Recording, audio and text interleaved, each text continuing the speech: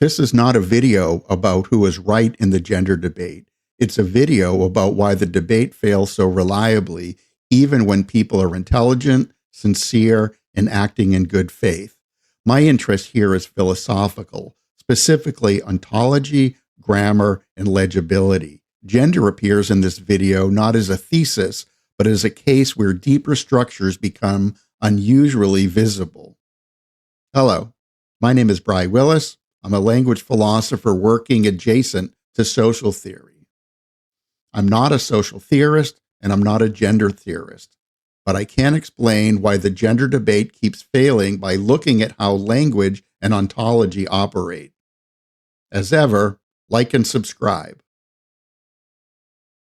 Every serious disagreement presupposes an agreement about what kind of disagreement it is. Ontology comes first. By ontology, I don't mean academic metaphysics. I mean what kinds of things are taken to exist, to matter, and to count as real sources of explanation. In the gender debate, one ontological cohort treats sex as a natural kind, binary in structure and directly expressed through biological phenotype. For our purposes, let's call this Ont C. On this view, gender is not distinct from sex. It is simply the social naming of a biological fact. Another cohort treats sex as a biological cluster rather than a strict binary, and gender as a socially stipulated position that cannot be reduced to anatomy. Let's call this Ont L. On this view, gender is not a report of biology. It's a social grammar of classification, expectation, and constraint. These are not disagreements over evidence. They are disagreements over what kind of thing gender is allowed to be. Once ontology is in place, grammar does the policing. Grammar, in the sense I'm using it, is not syntax, it's admissibility. It determines what can be said without sounding confused, immoral, or nonsensical. This is close to what Wittgenstein meant when he said philosophical problems arise when grammar goes on holiday. People think they're debating facts, but they're actually enforcing the rules of sense.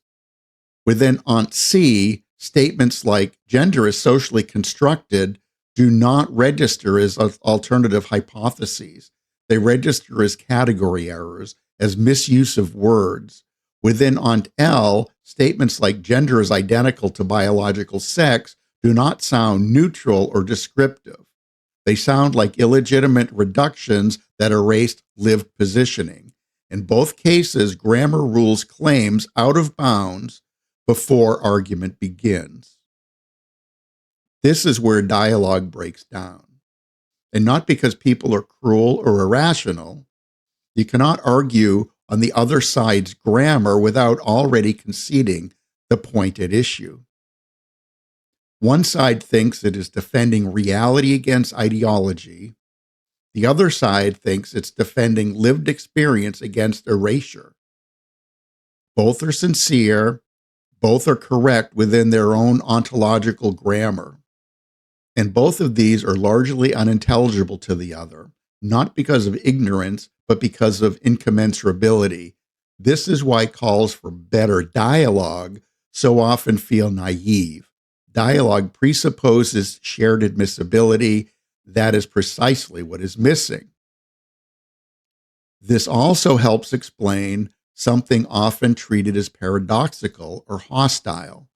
A person can be positioned within a social category and still say, truthfully, that's not me.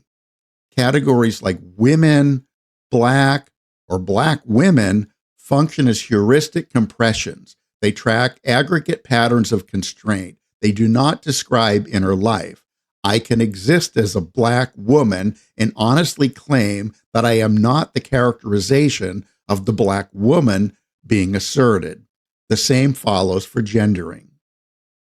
When these abstractions are fed back as identities, refusal is read as denial or bad faith. Philosophically, it is neither. It is a rejection of a heuristic being mistaken for an essence. As Pierre Bourdieu showed, Coordination often happens precognitively through habitus rather than belief. This pattern exists without requiring identification with it. If ontologies are incommensurable and grammar is non-negotiable, what happens next is not resolution, it is settlement. This is where Michel Foucault becomes indispensable. When dialogue fails, power does not enter as a corruption of reason. It enters as the condition under which one grammar becomes normalized, administratable, and enforceable. One ontology becomes legible to institutions. The other becomes marginal, impolite, or pathological. This outcome is not neutral, but it is not arbitrary either. It's political. This is the point where, within the grammar of social media, I'm obliged to remind you to like and subscribe. Comments are welcome, supportive, clarifying, or opposed. This video offers no resolution to the gender debate. What it offers is a diagnosis. Ontology drives, grammar enforces, and power settles what argument cannot. If that leaves everyone slightly dissatisfied, that may be the most honest outcome available.